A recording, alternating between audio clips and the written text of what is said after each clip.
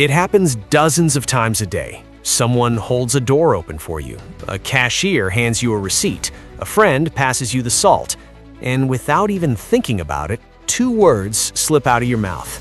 Thank you. It's automatic, it's a verbal reflex. But have you ever stopped to think, why? Why do we feel the need to verbally acknowledge every tiny interaction? And more importantly, why do we use these specific words? If you traveled back in time 1,000 years, saying thank you the way we do today might have confused people. In some parts of the world, saying it to your own family is actually considered rude. From ancient mind reading to medieval debts, the story of gratitude is much weirder than just being polite. Welcome to Simple Things Surprising Histories. Today, we're decoding thank you.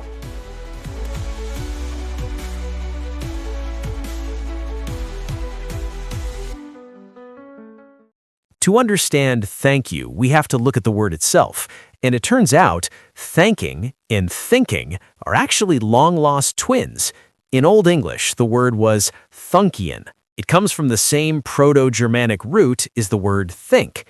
Back then, a thank wasn't just a polite noise you made with your mouth. It was a noun that meant a thought, specifically a favorable thought. So when an Anglo-Saxon person wanted to express gratitude, they weren't just following etiquette. They were saying, I will hold a favorable thought of you in my mind. It was internal. It was about memory. It was a promise to remember what someone did for you. Over centuries, the phrase, I think of you kindly, evolved into I thank you. And eventually, we got lazy and just started chopping off the I, leaving us with the thank you we use today. But while the English were focused on thinking, the rest of Europe was focused on something a bit more transactional. While English speakers were promising to think about you, our neighbors were worried about debt. If you look at the Latin roots of gratitude, things get serious. Take the French word merci. It doesn't come from heartfelt feelings. It comes from the Latin mercus, which literally means wages or payment. When a French speaker says merci, historically, they aren't just being nice, they are acknowledging that a transaction has taken place. You did something, and that has a price. It's even clearer in Portuguese. The word for thank you is obrigado. That literally translates to I am obliged, as in I am now in your debt. This paints a fascinating picture of history.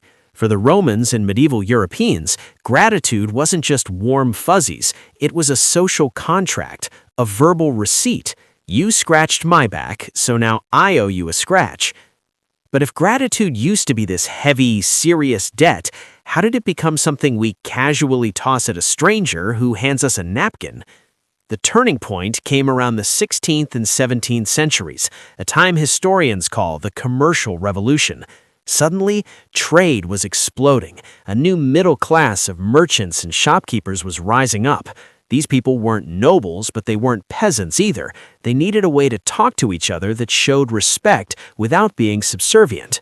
Before this, you mostly thanked God or you pledged loyalty to a king. But now, you had to buy cloth, spices, and tools from strangers. The phrase thank you became the perfect tool for this new economy. It was a verbal handshake. It democratized politeness. It allowed a shopkeeper to speak to a duke or a customer to speak to a clerk with a standardized script of respect. It spread like wildfire. By the Victorian era, etiquette books were being written to train children to say please and thank you constantly. What began as a solemn vow of memory became the social lubricant of the modern world. But here is the final twist. While saying thank you is considered mandatory in many Western cultures, in some parts of the world, it can actually feel inappropriate or even insulting. In many cultures, there is a clear distinction between insiders, family and close friends, and outsiders, such as strangers or shopkeepers. If you say thank you to a stranger, it's polite. But if you say it to your mother or your brother, it can feel cold. It creates distance. Why? Because in these cultures, help among family is expected. It's a given.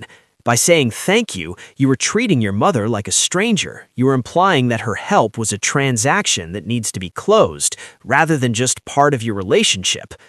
So while we obsess over teaching kids to say it, millions of people express their gratitude differently, not with words, but with loyalty, and by simply passing the favor forward.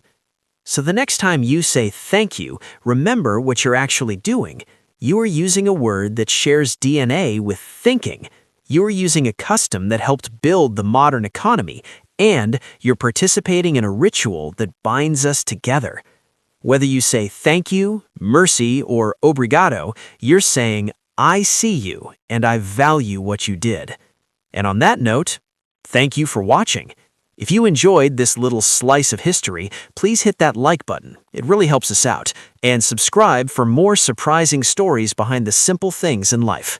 See you next time.